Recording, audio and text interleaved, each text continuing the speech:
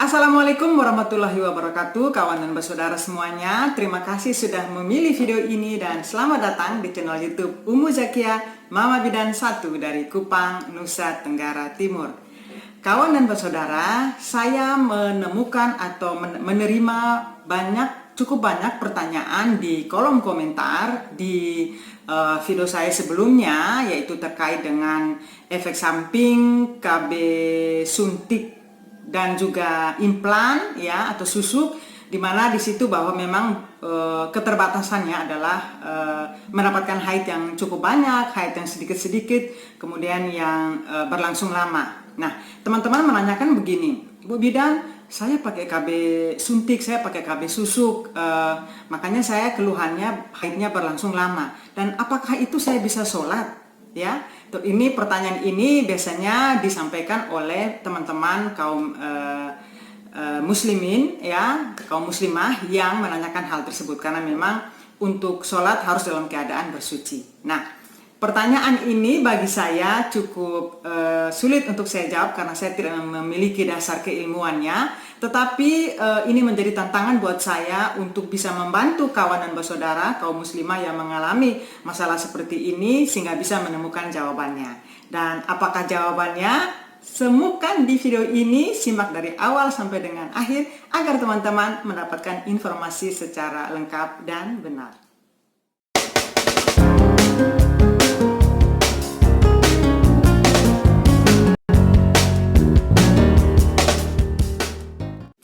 Kawan dan bersaudara, seperti yang sudah pernah saya jelaskan sebelumnya dan juga pada video-video sebelumnya, bahwa salah satu keterbatasan dari KB hormonal dalam hal ini suntikan, baik itu 1 bulanan maupun 3 bulanan, kemudian implan atau susuk, bahkan pil, adalah terjadinya gangguan pola haid ya.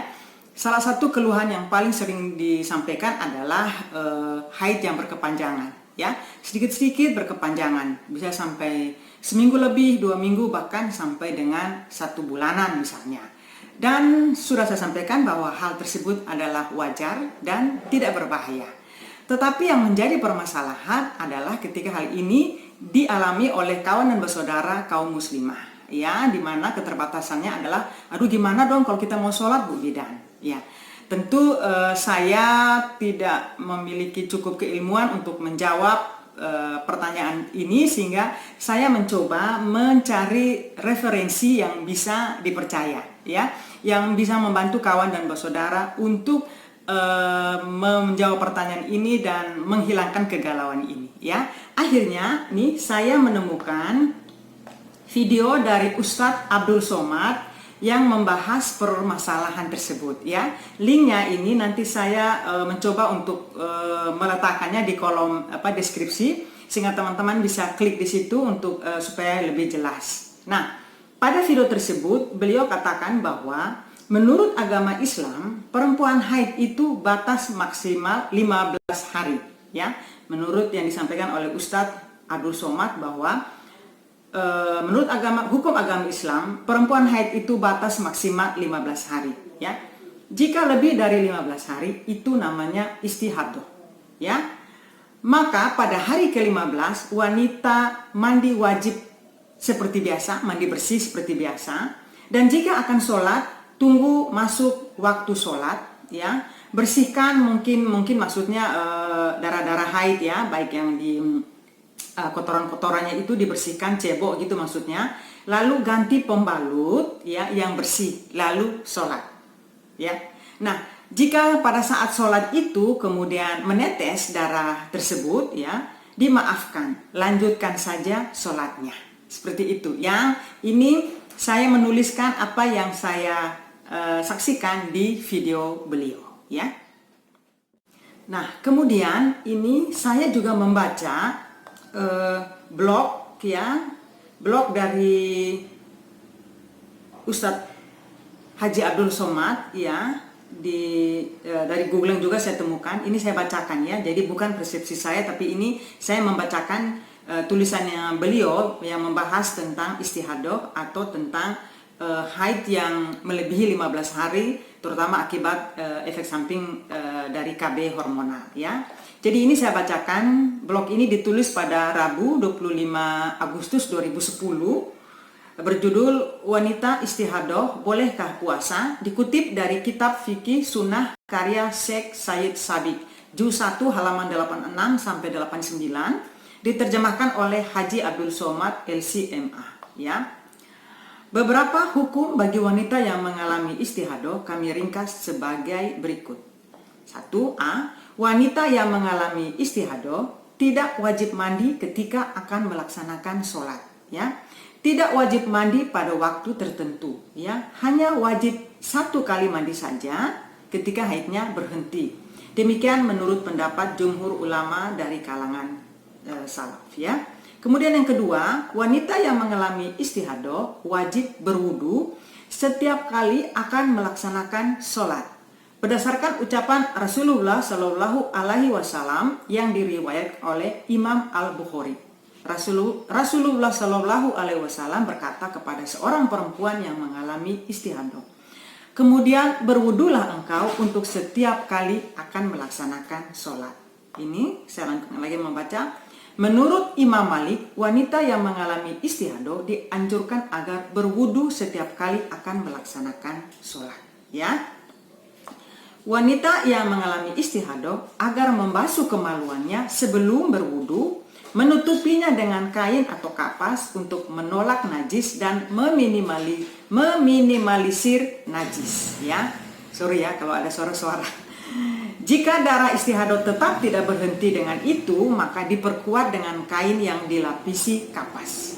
Ini tidak wajib, akan tetapi lebih utama untuk dilakukan. Ya, masih lanjut. Ini yang terakhir ya. Wanita yang mengalami istihadah tidak boleh berwudu sebelum masuk waktu sholat. Demikian menurut mayoritas ulama. Karena kesuciannya dalam keadaan darurat. Ia tidak boleh mendahulukannya sebelum waktu yang dibutuhkannya. Ya, ini yang terakhir, ternyata masih ada. Wanita yang mengalami istihadah sama seperti wanita yang berada dalam keadaan suci dari haid. Ya, ia tetap melaksanakan sholat, berpuasa, melakukan itikaf, membaca Al-Quran, memegang mushaf Al-Quran, membawa Al-Quran, dan melakukan semua ibadah. Ya, demikian yang saya bacakan dari blog beliau. Nanti saya tuliskan linknya ya, supaya teman-teman mungkin bisa membacanya secara langsung ya, untuk lebih jelas lagi.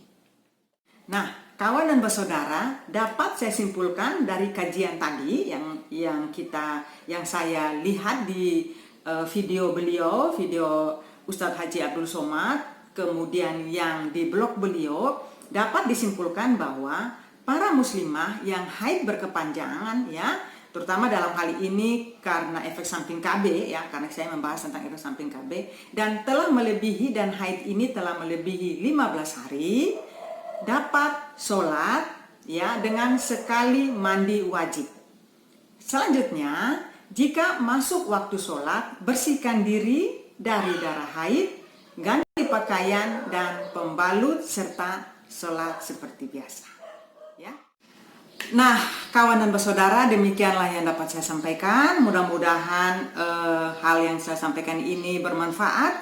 Kalau ada yang ingin ditanyakan, silahkan, mudah-mudahan saya bisa menjawabnya. Dan sekali lagi saya minta teman-teman untuk selalu patuhi protokol kesehatan, jaga jarak, dan gunakan masker dengan benar. Kemudian seringlah mencuci tangan, baik dengan air dan sabun mengalir maupun dengan hand sanitizer.